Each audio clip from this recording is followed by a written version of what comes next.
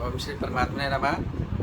मैं senior professor हृदय अवस्थी अपने परम पूज्य गुरु जी प्रातः स्मरणीय प्रोफेसर पंडित भगवत शरण शुक्ल वेद मूर्ति तपोनिष्ठ गीता उपनिषद पुराण और धर्मशास्त्र के विशेषज्ञ के शास्त्र में आप सभी का Awasthi Ayurveda anatomy yoga and spirituality channel पर हार्दिक स्वागत करता हूँ।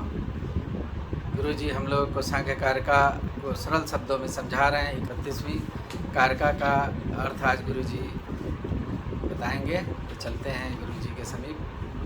नमोस्परंताय सहस्रमूर्तये सहस्रपादाक्षिशिरोरुबाहवे सहस्रनाम्ने पुरुषाय शाश्वते सहस्रकोटियुगधारिणे नमः। कृष्णाय वासुदेवाय हरये परमात्मने प्रणतक्लेशनाशाय गोविन्दाय नमः। संस्कृत इस चैनल के संस्थापक तथा प्रबंधक आचार्य हरिहृदय अवस्थी जी, इस चैनल से संबद्ध सभी विद्वद्गण, सभी जिज्ञासु छात्रवृंद, सहृदय सज्जन वृंद, आप सभी का इस सांख्य शास्त्र के विचार परंपरा में स्वागत है।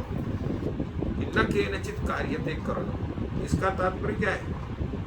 माने करणों के व्यापारशील होने के कारण तो जो है अन्य कुछ भी इनका दूसरा प्रयोजन नहीं है, ये कहा गया है।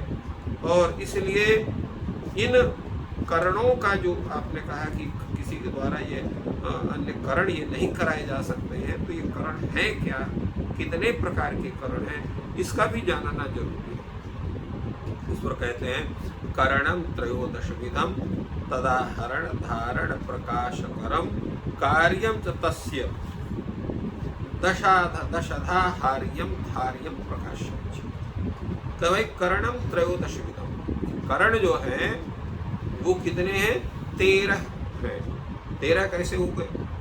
तो 13 हो गए बुद्धि, अहंकार, मन, 5 कर्मेंद्रिय और 5 ज्ञानेंद्रिय, ये 13 करण।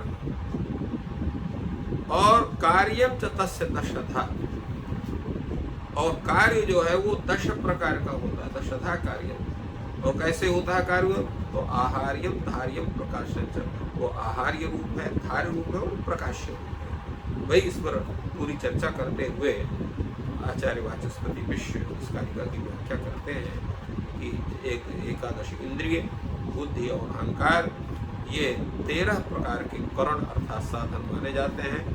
करण का अर्थ होता है कारक विशेष, माने कार्य संपादन हेतु जो साधन विशेष है। न च व्यापारावेशम बिना कारकत्वम, तो व्यापारावेश के बिना कारकत्व नहीं सिद्ध होता है। क्यों कि व्यापारा, इसलिए व्यापारावेश को बताया कि व्यापार क्या क्या होता है। तो व्यापार होता है आहरण, धारण और प्रकाशन। तद आहरण धारण प्रकाशक, इनके द्वारा आहरण होता है, इनके द्वारा धारण होता है, इनके द्वारा प्रकाशकत्व होता है। और इसी तरह तत्र कर्मेंद्रियाणि वागादीनि आहरण, तो अब किसके द्वारा आहरण होता है, किसके द्वारा धारण होता है, किसके बाद प्रकाशन होता है? तो जो कर्मेंद्रियाणि है, वाग पाणि पाद वायु वस्त, ये आहरण का काम करते हैं। यथास्वम उपाददते, जो भी इनका वस्तु विशेष है उसका ये आहरण करते हैं, उसको प्राप्त करते हैं। तत्र कर्मेंद्रिय, उसके बाद जो है स्वव्यापारेण व्याप्नुवन्ति, अपने व्यापार से उसको व्याप्त करते हैं, उसको धारण करते हैं।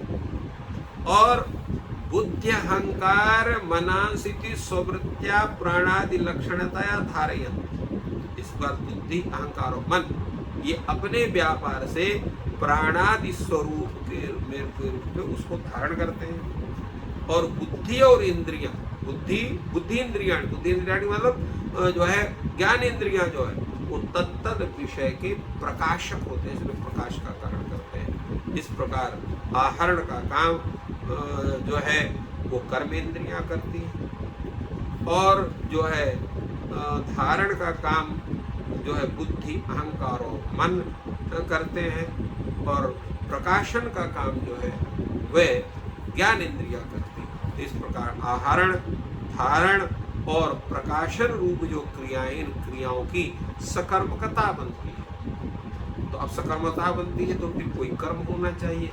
तो किम कर्म कत विधम चेत्यत्र, तो वह जो कार्य है, कर्म है, क्रिया है, वह क्रिया, कर्म का मतलब क्रिया, वो क्रिया कितने प्रकार की है? तो कार्यम च तस्य, जो कार्य है अर्थात उनका जो कार्य विशेष है, कर्म विशेष है, वो कितने प्रकार का है? वो भी 3 प्रकार के। कार्यम च त्रयोविधस्य करणस्य दशधा, तो त्रयोदश विधस्य करणस्य, तीनों 13 प्रकार के जो करण हैं उनके जो है करणस्य दशधा, उनके 10 प्रकार के जो है वो कर्म बनते हैं। कौन कौन से? आहार, धार और प्रकाश। आहार का मतलब क्या है कि अपने उसको व्याप्त करना।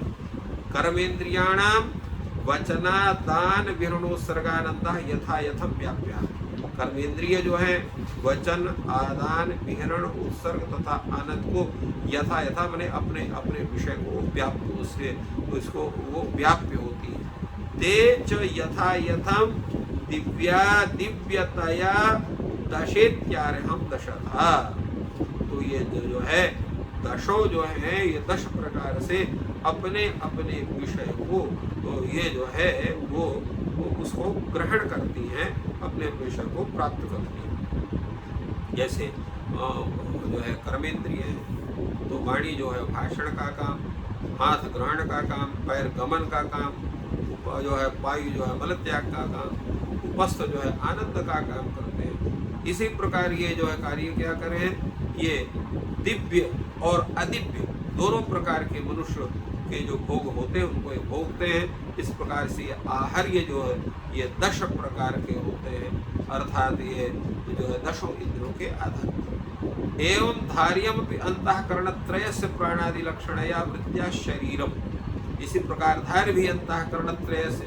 मन बुद्धि अहंकार और प्राणादि लक्षण, प्राणापान व्यानुदान समान इत्यादि जिनकी चर्चा पूर्व में कही गई है, तो उनकी वृत्ति, उनके व्यापार के द्वारा शरीरम, शरीर को जो है ये धारित करते हैं। तच्च पार्थिवादि पांचभौतिकम, वह जो शरीर है वो पृथ्वी, तेज, वायु, आकाश रूप ये 5 भौतिक तत्वों से बना होने के कारण ये पांचभौतिक कहा जाता है। शब्दादि नाम पंचानाम समूह, ये क्या है? शब्द, स्पर्श, रूप, रस, गंध, इन 5 का समूह। और पृथ्वी तेज पंच दिव्यादिव्यतया दशेति धार्यमपि दशधा, और यह पृथ्वी जो है पंच शब्दादि 5 का समूह ये पृथ्वी है। और ये जो है ये जो ते पंच, वो पंच, तो पंच दिव्य, पंच अदिव्य, इन सब के आधार पर ये 10 जो है वो धार्य भी होने के कारण ये भी 10 प्रकार के होते हैं। तो इस प्रकार इनका विवेचन इनका कहा गया। और इसी प्रकार जो बुद्धि इंद्रिय अर्थात ज्ञानेन्द्रिय है, ये शब्द स्वरूप गंध से यथा यथा ये मतलब जो है अपने अपने विषय को व्याप्त करते हैं। तो वो भी जो ये 10 इंद्रियां हैं ये यथा अपने अनुसार अपने जो है दिव्य और अदिव्य के रूप में 5 दिव्य हो गई, 5 अदिव्य हो गई। तो ये 10 भी जो है ये तत्त विषय के प्रकाशक होने के कारण ये प्रकाशकारी इनका होता है। तो इस प्रकार इनका सबका विवेचन यहाँ पर इस कारिका में अर्थात 35वीं कारिका में आचार्य वाचस्पति मिश्र ने इसका विवेचन अपने इस वृत्ति के द्वारा किया। तो इस प्रकार गुरु जी ने बहुत ही सरल शब्दों में 32वीं कारिका का अर्थ हम लोग को समझाया है, जिसमें 13 करण के संदर्भ में व्याख्या थी। ईश्वर आपकी सहायता करें। आपका दिन शुभ हो। धन्यवाद।